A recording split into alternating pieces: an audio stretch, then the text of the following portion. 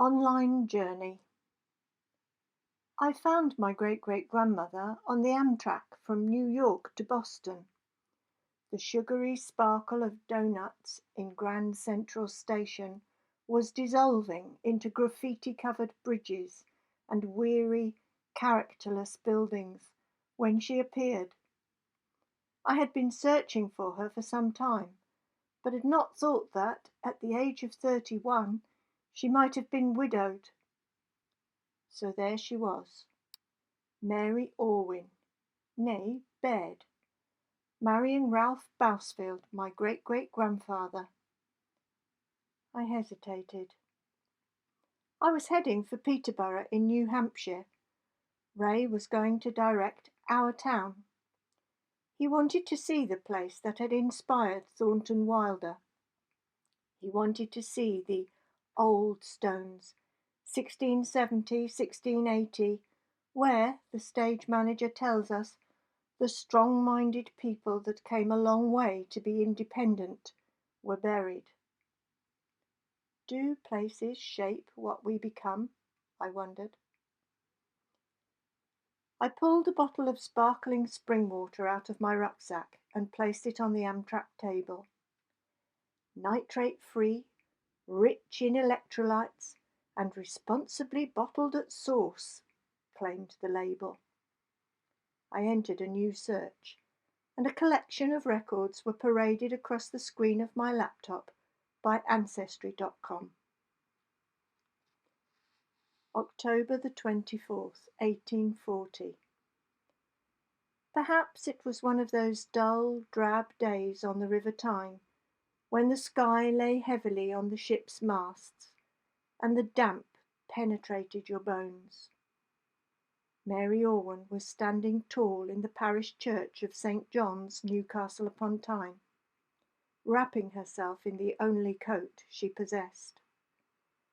8-year-old Jane frowned as her mother dipped the pen nib into the ink and completed the cross that would bind her to Ralph Bowsfield for the rest of her life. Sundays had not been the same since this slender man had come into their lives. On Sundays, she and her mother went to watch the Wesleyan chapel being built on the playground next to the Bonash works. Stinky green, the boys called it. But now she had to mind Ralph's 2 sons, while her mother linked arms with Ralph and went to hear the preacher talk without her. "How bonny lass, turn that mangle wi' a bit of vim, will ye, or we be pegging this washing out tomorrow." Mary wiped the sweat from her brow and returned to the post tub. "What's matter wi' our John or our Ralph? Can't one of them's take a turn?" Jane complained. "Had a way, lass. Them's wee bairns. Their mam's not buried 8 months yet." Jane leaned against the handle of the mangle, putting her full body weight into turning the iron wheel. Mary fed the wooden rollers with the steaming clothes. "What was she like, their mam?" "Anne? Canny. I've heard she were a bit soft like." Jane looked at her mother's strong arms. "Is that why her 3 daughters died?" "I dunno, pet. All in St. Mary's churchyard now. Last one taking her mum along with her." Jane lowered her eyes. "How bonny lass. Can't stand here mithering. These curs ain't going to peg themselves out." I clicked on the 1841 census. The terrace of wooden houses that comprised Bill Quay offered little protection from the cold and damp of a Gateshead winter, but Mary was pleased to have a roof over her head. Shipyards and alkali works clanked and hissed on either side of the river, whilst fog held the pungent smell of hydrochloric acid close to Mary's face. Primeval groans from the lighthouse focused the minds of the pilots as they navigated the coaly Tyne. Mary held her arm over her swollen belly as though to shield the eyes of her unborn child from the world. Before the end of the year, with the help of the wife from the public house next door, she had delivered a son into the arms of Bill Key, and her husband into the bosom of the Ship Inn. Robert Bowsfield would grow up amongst men for whom a bet on a cockerel and a glass of beer in their hand was what bound them to Bill Key. Within a 12-month, Robert had a brother, Thomas. Mary put on her coat, and she and Ralph made their way to Holy Trinity Church in South Shields to have both the boys baptised. Ralph stopped for a moment on the way home to watch the toffs playing cricket on the village green, but Mary hurried him on. She needed to make stotty cake for tea. A third winter brought a third son, Joseph, born 23rd of October 1844 and baptised on December the 15th. There were now 6 children in the Bowsfield household. Mary's hands, chapped and chafed from scrubbing floors, clearing ash from the grate, and pummelling oil out of Ralph's boiler suit, knitted, sewed, and made clippy mats. Occasionally they tousled the blonde heads of her 3 young boys. She took them to the bridge at Pelaw Main to watch the trimmers shovel coal in the holds of ships. She tried in vain to decipher the letters on the hulls of vessels heading for the mouth of the Tyne, and she dreamt about the sun-splashed places they were going to. The river glared back at her, both her friend and her foe. From it the local hamlets and villages drew their water, but into it they also discarded their filth. I lifted the bottle of spring water to my lips and sipped. The summer of 1846 was unusually wet. With her neighbour Eleanor Gibson as midwife once again, Mary gave birth to a 4th son, Edward, on July the 1st. She draped muslin napkins over the wooden clothes horse and moved it closer to the fire. Damp hung in the air. The baby's feverish lips played around her nipple but would not suck. "You'll get used to it," she assured Ralph as he climbed into the tin bath she had filled with water boiled over the fire. He must, she thought. There's no money for a doctor.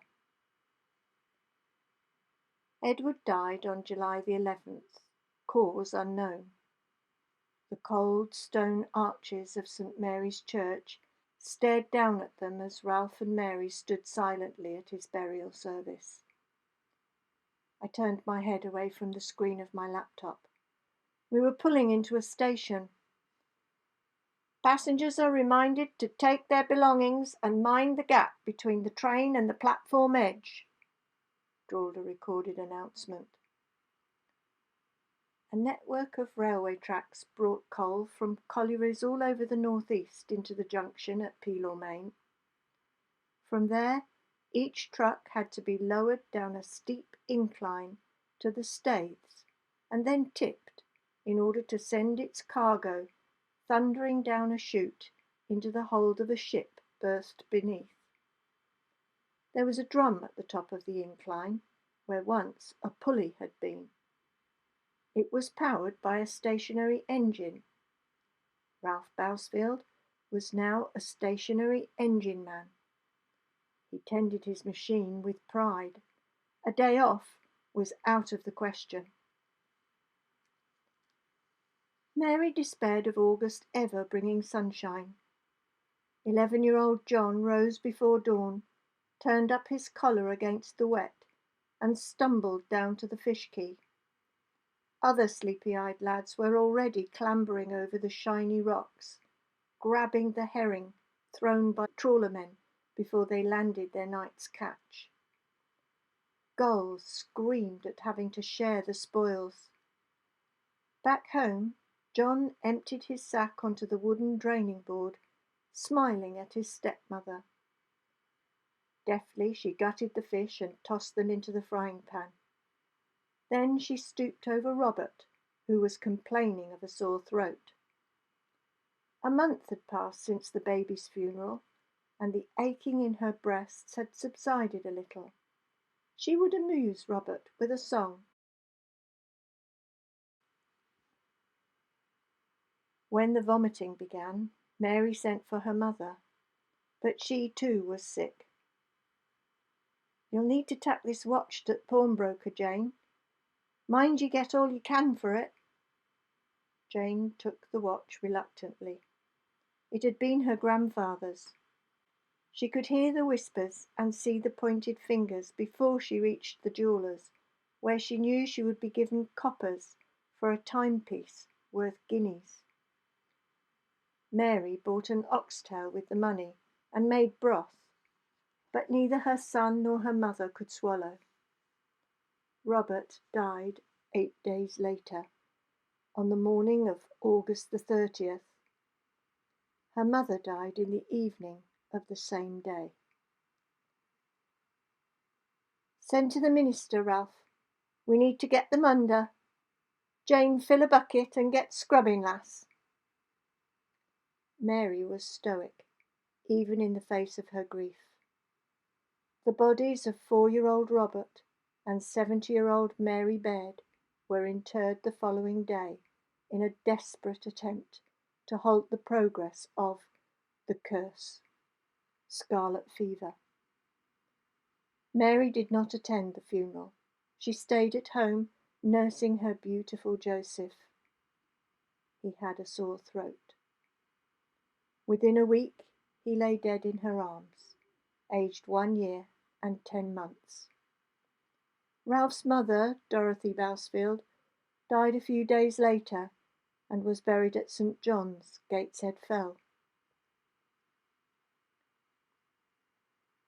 Stretches of water beyond the window of the train were changing the colours of the landscape from green and brown to grey and blue. The Massachusetts sky seemed more mellow than the one with skyscraper edges that hung over New York. 3 cars queued at a level crossing. The driver's late for a therapy session perhaps, or a yoga class, or an appointment at the poodle parlour.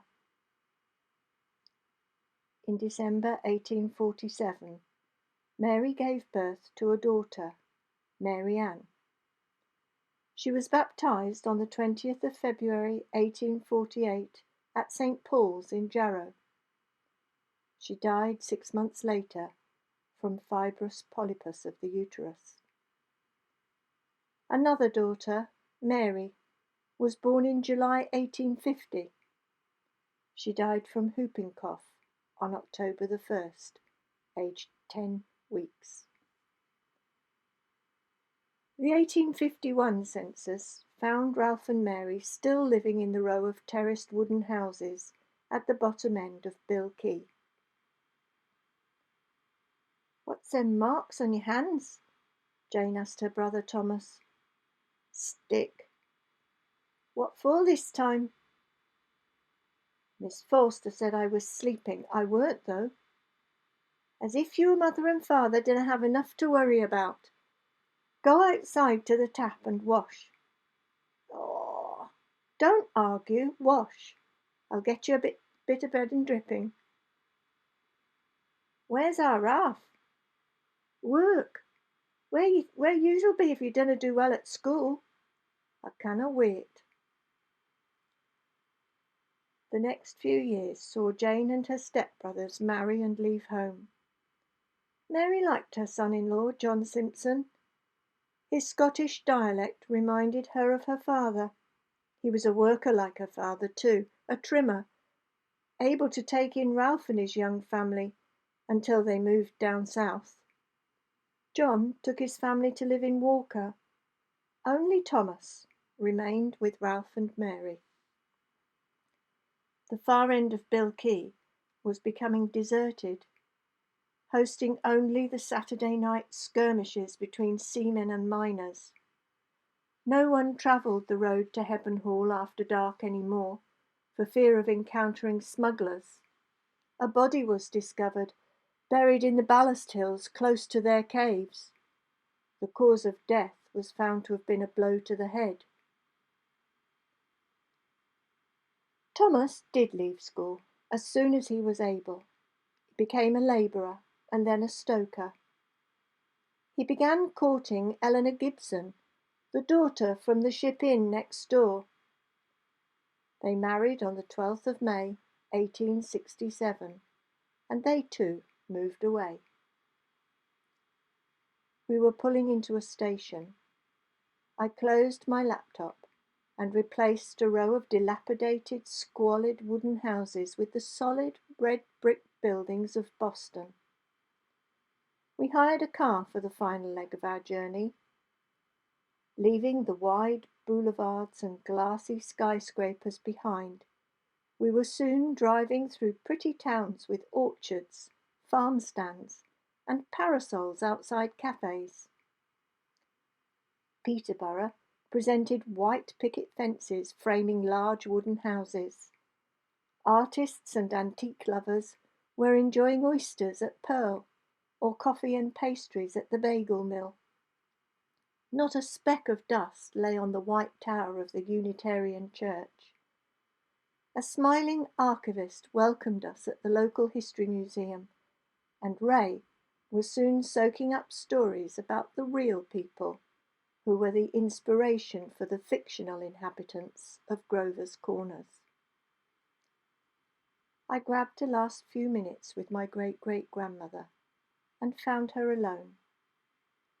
Ralph Bowsfield died in August 1881 from senile gangrene.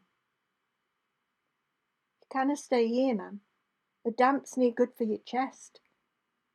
John says you're to come and live with us, said Jane. This is my home, bonny lass. Ralph was a good man, ma'am, a good worker and a good father. But you've no cause to live in Bilkey any longer. How we, man? So when the census was taken in 1891, Mary was with her daughter Jane and her son-in-law John Simpson in Pelaw, Maine. But it is not where she remained. Mary's final days were spent in the household of Thomas, her only surviving child with Ralph Bowsfield.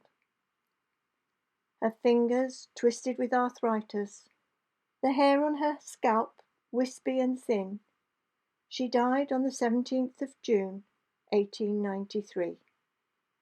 She was 83. 17th of June, my son's birthday. I pushed my laptop away. It had been an exhausting journey.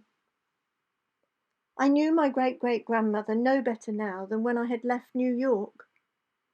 Historical documents had revealed some of the events in her life and the places that had shaped them.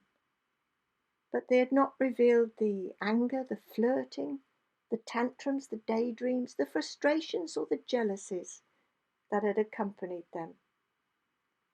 Mary showed me resilience, stoicism, the ability to endure. She didn't show me laughter, fun, the ability to love. I hoped they were there. I had peered down the twisted tracks of our shared DNA to the laying of sleepers long ago upon which my journey rests. Were I to say to Mary, as Emily in our town said to the churchyard in Grover's Corners, "Live people don't understand, do they?" I felt sure she would give the same reply as Mrs. Gibbs. No, dear, not very much.